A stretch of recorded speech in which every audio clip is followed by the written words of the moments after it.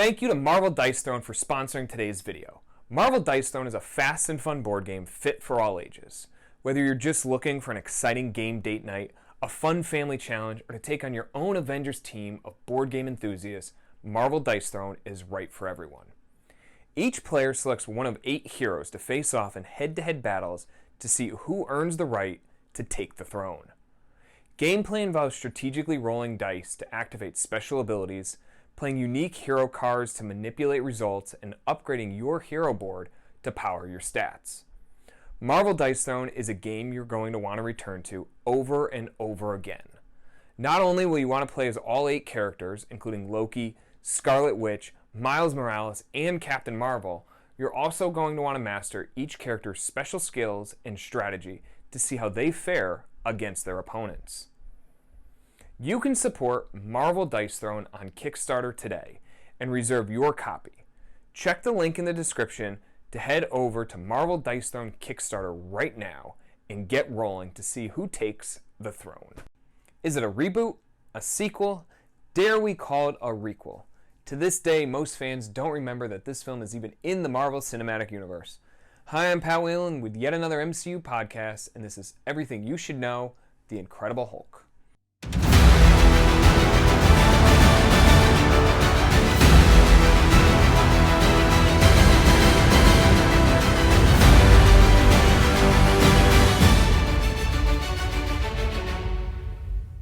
In 2005, when Marvel Entertainment began their in-house independent film production company, Marvel Studios, they immediately greenlit 2 films for a summer 2008 release, Iron Man and The Incredible Hulk. It's challenging to produce one film, let alone 2. While Marvel was taking a chance with Iron Man, and you should feel free to check out our Everything You Should Know episode about Iron Man, they felt they had a reliable bet with another addition in the Hulk franchise. You see, Iron Man, about a brash young tech genius who built a suit of armor, was barely known to audiences at the time. There was an animated series in the early 90s, but the 2-season stint never reached the popularity of other Marvel Studios animated projects like X-Men and Spider-Man the Animated Series. The Incredible Hulk was to be the stable production. The character who was introduced in The Incredible Hulk #1 in 1962 by Stan Lee and Jack Kirby as a Dr. Jekyll and Mr. Hyde for the superhero world, had been featured in a number of media projects over the years. Most famous were the live-action adaptations.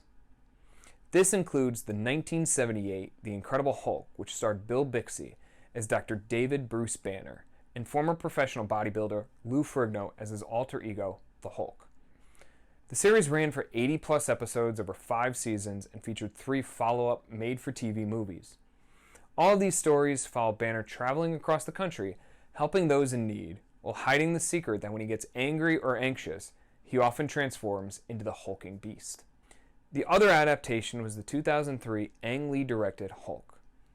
Lee was coming off the Academy Award-winning Crouching Tiger, Hidden Dragon, and was ready to take a stab at superhero films, which were seeing success across the globe. Hulk, produced by Universal Pictures, stars Eric Bana as Bruce Banner, Jennifer Connelly as love interest Betty Ross, and Sam Elliott as her father, Thaddeus Thunderbolt Ross. The film took a more introspective look at the character. Roger Ebert praised the take, saying, Ang Lee is trying to actually deal with the issues in the story of the Hulk, instead of simply cutting to brainless visual effects. However, critics and audiences wanted more.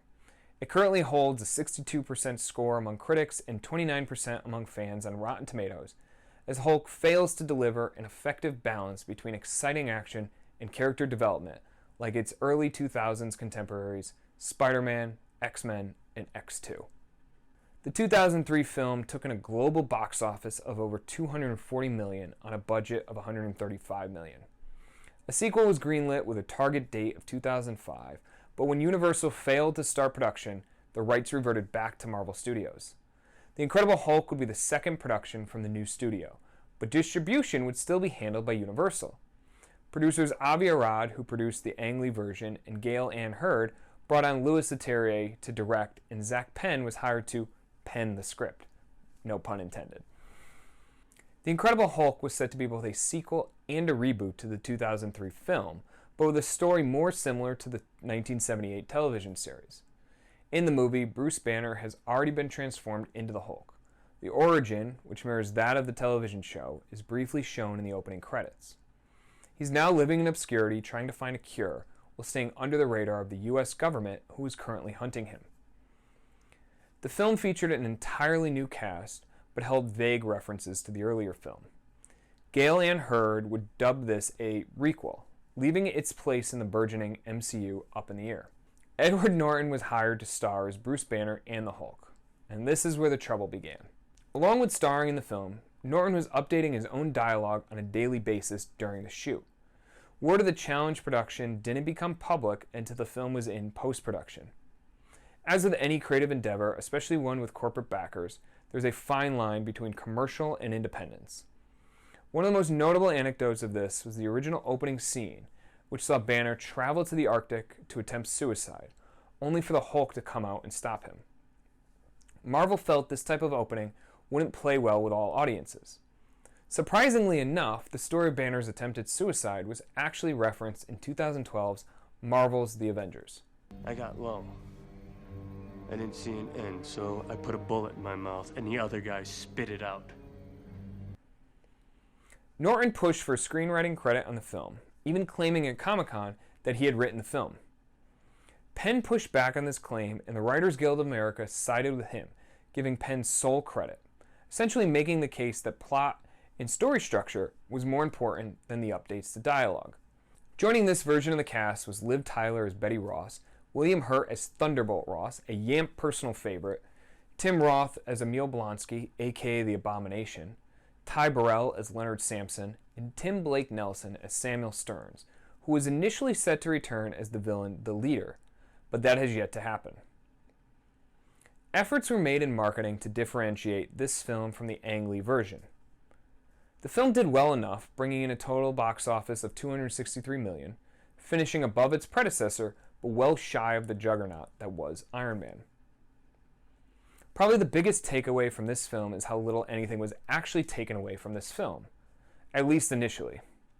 While efforts were made to tie the film to the success of Iron Man, including a post-credit scene featuring Tony Stark and Thunderbolt Ross, the rest of the film largely exists in a bubble. A sequel was discussed, but nothing ever materialized.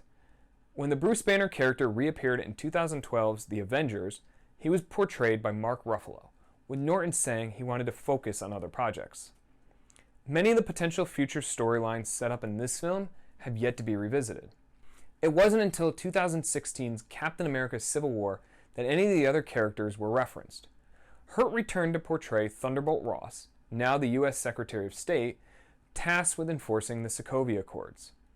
Hurt would later appear in the future MCU films Avengers Infinity War, Avengers Endgame, and the 2021 film Black Widow.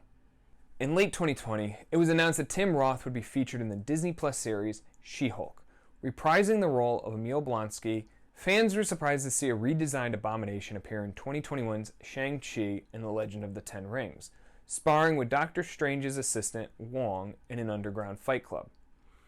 Hopefully, She-Hulk will fill in the gaps about where Abomination has been in the years since Incredible Hulk.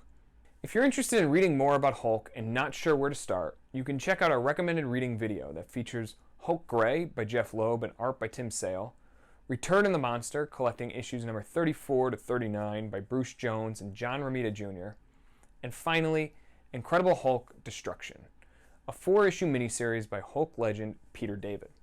Thank you so much for watching. We hope you enjoyed this look back on 2008's The Incredible Hulk. Do you remember this film? Would you like to see more of these storylines addressed in future projects? Let me know in the comments below.